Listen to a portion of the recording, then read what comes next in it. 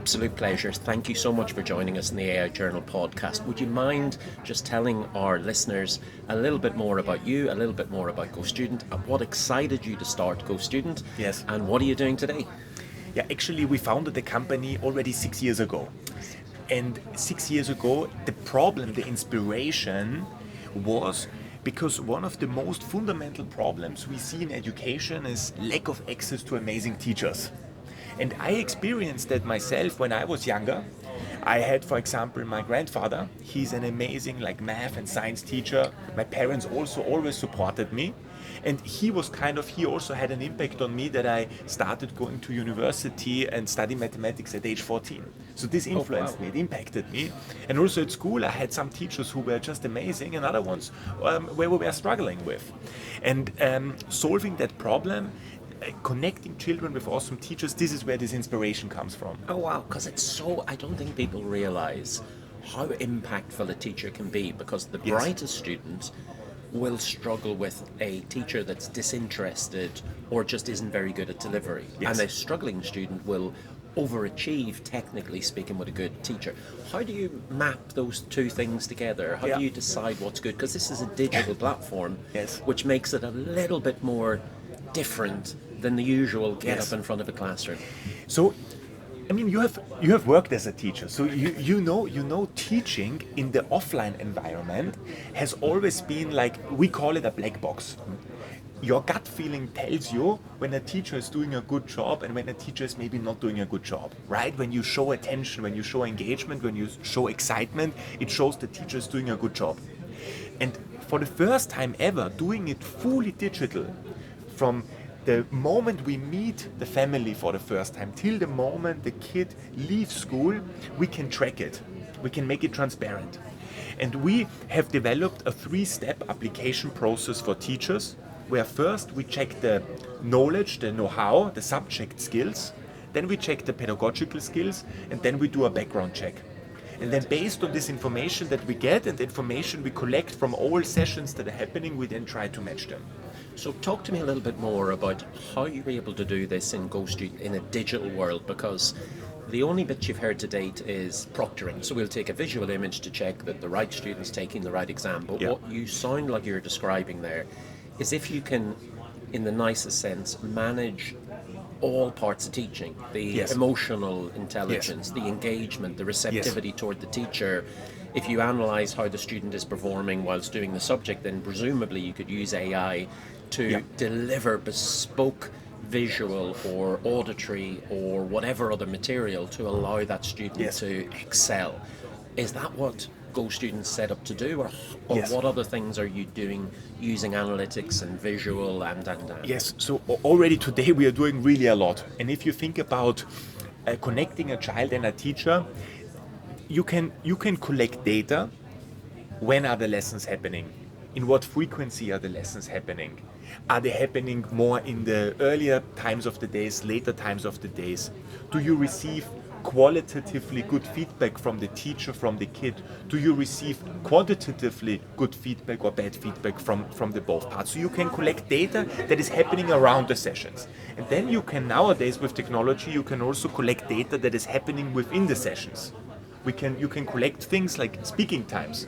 We found out, for example, when the speaking time in a one-on-one lesson is equal between the teacher and the kid, the levels of engagement are higher. We also have, for example, within the session, we work with local adaptive learning systems. So in Germany, for example, we work together with a company that is providing mathematical content based on the German curriculum. Our teachers use it to assign exercises digitally to kids, and by doing that in every lesson, we can quantitatively track how the performance of the kid is improving or not improving. So you're not depending on the data that the parent give you or might not give you. We have it integrated, this content platform, so they can easily work with that. Wow! So because this is a bit I think I want the listeners to actually understand. This is a massive company. I think you've raised 300 million. You're the biggest K-12 in the whole of Europe. I can imagine that this company is going to have a significant impact on students in different countries. Are you finding differences between students in different countries using your analytical insight, and are you reacting and adjusting using the platform Yes. to get better outcomes? Yes, this is something we are still at the very early beginning, but it's something we see a clear trend that you have major differences across countries. You have differences across the teachers that you have around the demographics of the teachers, but also on the kids side. I mean, in countries, for example, like Russia, their curriculum is very much scientific oriented, much more than maybe a curriculum in a German-speaking country, where it's more around maybe liberal arts, languages. So we see differences, and also now over time we can really track these sort of things and then adjust it based on the local needs. Fantastic. I just remember going back to my childhood, and there was one teacher in front of a room of 36 students, and not criticizing the teacher, it was by chance that they picked up whether I was learning, Yes. succeeding, developing, Yes. not developing, or whatever else. It was the end of the year when I did or didn't pass my exams, and Yes. that came out. How are students, teachers, and parents reacting to this amazing platform? I mean, look, if you think historically, education, kind of the modern education in schools that we have today was defined by this German philosopher Wilhelm von Humboldt. He defined this like Humboldt educational ideals that were a lot based around general knowledge and not so much about learning the skill sets that you maybe need in this like super fast growing 21st century. So showing parents that you can use technology to better understand the needs of the kids and to better unlock their strengths and their weaknesses, and also to do the same on the teacher side. When you explain it to them, they really understand it and they appreciate it. Oh, fantastic. And where do you see this sector moving? You mentioned that you're still developing your platform even further after 6 years. Yes. I'll take a mad dash at the future. What do you see happening in the next 3 or 5, if you can look that far forward? Because technology moves at a crazy pace, never mind Yes. the education system. So in order to see what is happening in the next 3 to 5 years, we just need to take a look at what are the problems that we have today that are still not yet solved. To give you some examples, in 3 to 5 years, the whole school administration, the communication between teachers, kids, parents, the headmasters, this is something that will be solved. So you will have platforms that manage and organize the schools in a much more digital way. You will have tools that help teachers, enable teachers to better understand what are the individual needs of each and every kid. If you have a class of 26 kids and you need to check the homework on each and every one of these kids, that's shitloads of work, right? And not every teacher is doing that. So if you give them technology, you can take away workload off of them, and you can have the teacher focusing more on the lesson itself. Amazing. Then, for example, toys that you connect with technology. Think of what is one of the biggest education companies in the world? It's Lego. Yep. Think True. of Lego 2.0, connecting toys with digital tools that also better identify where the kid is good at. Maybe the kid is good at building, I don't know, houses. Maybe the kid is good in something else. So bringing these two worlds together is interesting. Also thinking of re-innovating universities. Google just recently introduced certificates that you can get for a fraction of the cost than going to a college, where you can get, I don't know, a data analytic certificate for $50. And by getting this certificate, they put it on the same stand as if you study data analytics at the university. But slightly cheaper than the 50,000 you might have to spend over 2 or 3 years. So overall, I think in 3 to 5 years we will see technology enabling teachers to really focus on the lessons and enabling kids to unlock their potentials and get a better preparation for the future. And do you think the pandemic has been a panacea for your company, as odd as that may seem, because there's a lot of negatives? Yes. It's sometimes with transformation, you need to have I call it a burning platform. In other words, there has to be something so overwhelming that it pushes people out of their comfort zone. And I don't think teachers did digital teaching, certainly not in Ireland, as much as they probably have done over the last 12 months. And I will say some have struggled. I know my 2 kids have. Yes. I think if you look historically, you need sometimes these like very unique events that trigger kind of a new wave of innovation. Today, when I had this one presentation, I gave this example. In the 1950s, encoding of the DNA by Watson and Francis Crick enabled a complete new trend and innovation wave for finding treatments to illnesses, building innovative healthcare companies.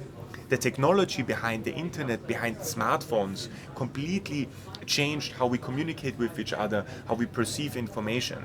Technology that creates sustainable ways for electricity production is also bringing us into a more sustainable future. I think this pandemic, and I know everyone is fed up with this pandemic, really everyone. But I think what it showed us, the importance of education, that we need to invest a lot into transforming that into a more digital form, and that our children, if we don't provide them with good education, our next generation is going to be really fucked up. Yeah. In terms of, let me just ask this question. For centuries, people have been in-person educated, and that has had its benefits and that's had its downsides. If people are digitally educated, will we see the same, or is it just such a significant uplift and change that we can leave the in-person education side of things to one side? I think it depends how immersive the experience is going to be. Just recently, Facebook announced the metaverse. Microsoft is buying into that. A lot of the big tech companies are now focusing very much on building this kind of, let's call it, digital parallel universum.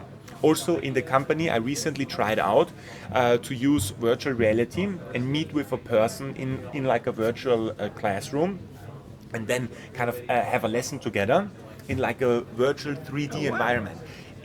I tell you, it's brilliant. And I mean, the graphics look like 20 years ago, the PlayStation 1 and Game Boy, but in 5 years, in 10 years, the graphics will look like as we are sitting here now in the physical world. So I think, to answer your question, as soon as we can create a digital, fully immersive environment, I think even lessons that happen in the morning can also happen fully digital. Wow. Before that is happening, it's always going to be like a symbiosis. I think children need to have this meeting with other kids, have free time, have some fun together, meet with people from different cultures, different backgrounds. But you can combine that. You can combine them. Yeah, I think that'll be really interesting. It's interesting because I sort of describe it as students of the modern world. And I can't imagine what it would be like for my kids to study with a child in Australia and the US and Yes. Austria and whatever else and get that global perspective. If people want to find out a little bit more about Go Student, the amazing work that you're doing, and a little bit more about yourself, where should they go? So they can definitely check our homepage. I mean, gostudent.org. We have a lot of like general information about the team, about our history, about the values that we have in the company. So if you are interested in getting and finding out more about that, I think the homepage is a good anchor. We have also now started with I think good LinkedIn presence, so getting some more background information on what are the people who are also working in the company. I think that's a good start. Gosh, look, I wish you every single success. I think education is so critical to everyone, regardless of age. I think it's a lifelong thing. And I know certainly if I had access to education at any moment, of any time, and any device that I would want, it would make a tremendous difference to Yes. my life and hopefully to my children's lives as well. I wish you every success. Thank you very much. Thanks for being on the AI Journal podcast. Thanks.